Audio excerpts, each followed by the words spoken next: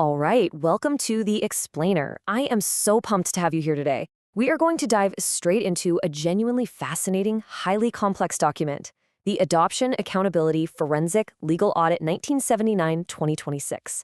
We're literally going to follow the paper trail, the policies, the laws, and map out exactly how this audit claims the United Nations and Australian governments legally engineer secrecy within the intercountry adoption system.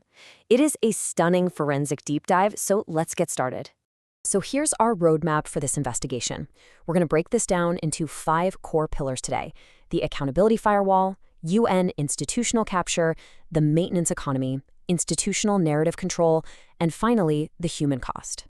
Okay, let's kick things off with a question that just totally stopped me in my tracks when I was reading this audit. How does $1 million legally just vanish?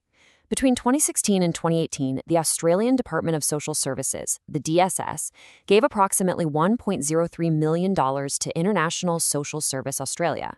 But when Freedom of Information requests were filed to see, how that public money was actually spent, the government came back with exactly 0 expenditure documents.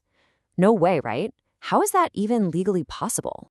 That brings us to part 1, the accountability firewall, or engineering the structural loophole. To answer that missing million question, it actually all boils down to one simple word: classification. Domestically, if the government issues a procurement contract to a provider, that provider's internal operational documents are subject to really strict Freedom of Information, or FOI, accountability. Everyone can see what's happening. But, and here's the trick, by strategically classifying the funding to ISS Australia as a grant arrangement instead, the government tapped into Section 24A. That's a legal loophole that literally allows them to refuse requests by just claiming no documents exist. It acts as a complete legal firewall. And this sets up the massive accountability contradiction that the audit highlights. On the one hand, DSS is throwing up their hands saying, hey, no granular financial documents exist. Yet, simultaneous FOI requests revealed this huge hidden infrastructure of control. We're talking mandatory activity work plans, strict data exchange enforcement, 6-monthly reporting cycles, even overseas DNA testing protocols. So the audit points out a glaring issue here. Either the government completely flouted the Public Governance Performance and Accountability Act of 2013 by failing to actually manage this massive grant, or those detailed operational records absolutely do exist, and they're just intentionally being withheld from the public. Moving on to part 2, UN institutional capture, manipulating the global architecture. Because as you'll see, this exact tactic of legal insulation happens at the international level too. Now, this timeline from the source material is wild. It tracks how a super small, unchecked network of private actors basically shaped global adoption policy.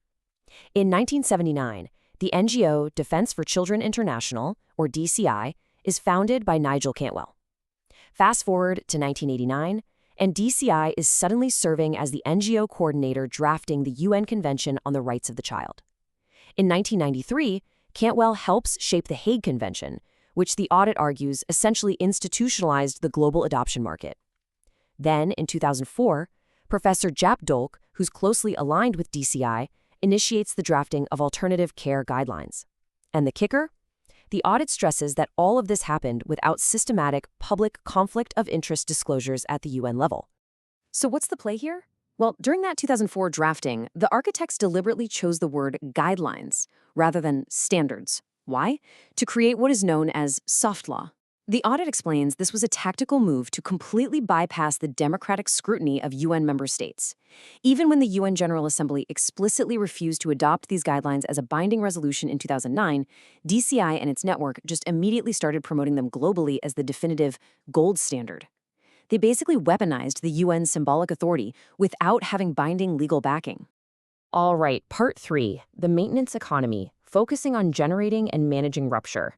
Let's look at the financial forensics of all this. Let's look at the actual outcomes of the system.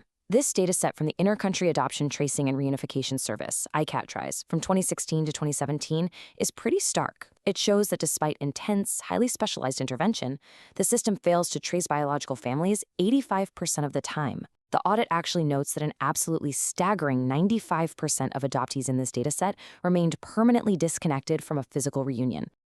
And you have to think about the human effort behind those statistics. The audit reveals there was an average of 38 complex service interactions for every single case. Think about that web of bureaucratic entanglement. Plus, 78% of these clients required deep psychological counseling before they could even begin searching. The trauma generated by this displacement is just profound. Which leads the audit to this pretty damning forensic conclusion. The state funds the infrastructure that generates the displacement in the first place. Then it funds a separate infrastructure to manage the lifelong, messy consequences of that displacement. And finally, it uses the immense demand for those remedial services as justification to just keep funding the whole system. It's a self-sustaining, closed financial loop. Which brings us to part 4, institutional narrative control, and the business of laundering legitimacy. So if the outcomes are so structurally flawed, how do these institutions keep their public support? Well, the audit calls it narrative capture, using a 2017 publication called The Color of Time as a textbook example.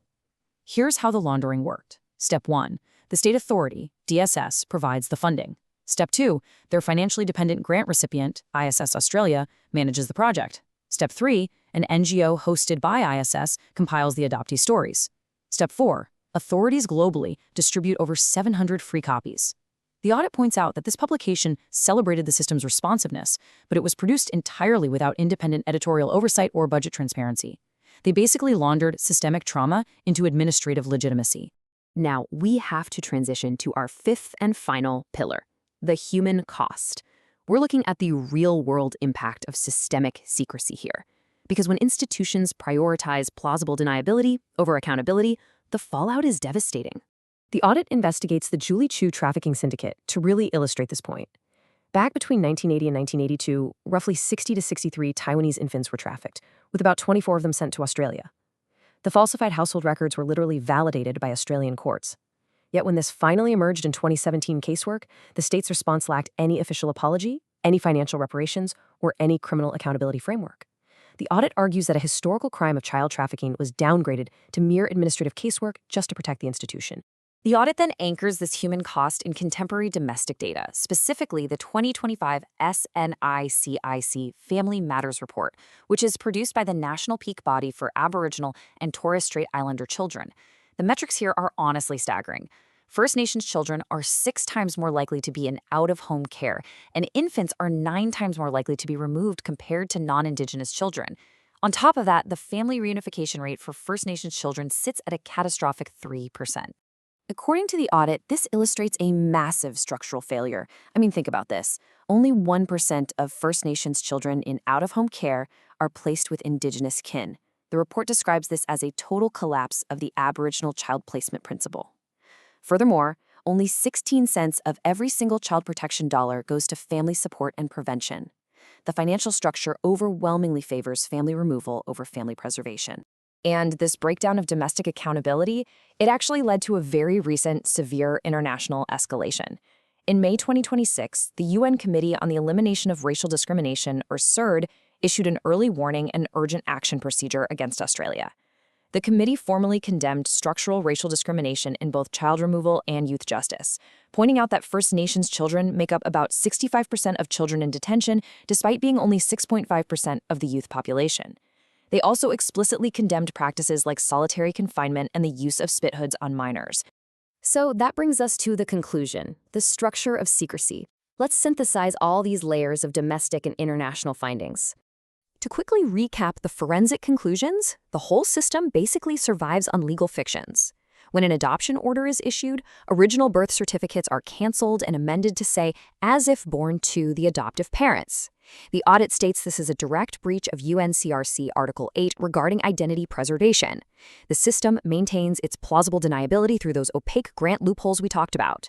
Ultimately, the audit warns that this sheer lack of financial acquittals borders on criminal exposure under the PGPA Act, concluding that the only true remedy here is radical structural dismantling and totally independent accountability. I actually want to read you this exact quote directly from the audit because it perfectly hits the nail on the head regarding the mechanics we just unpacked. It says, "The sophisticated ability of the modern state to present itself simultaneously as both the producer of harm and the healer of harm, while remaining entirely morally and legally untouchable." Which leaves us with one final, deeply provocative thought from the source material. If a massive international and domestic system relies on layers of legal secrecy to manage the very harm that it creates, who is it truly designed to protect? Thank you so much for joining me on this explainer today. Keep learning, keep asking those tough questions, and I'll catch you next time.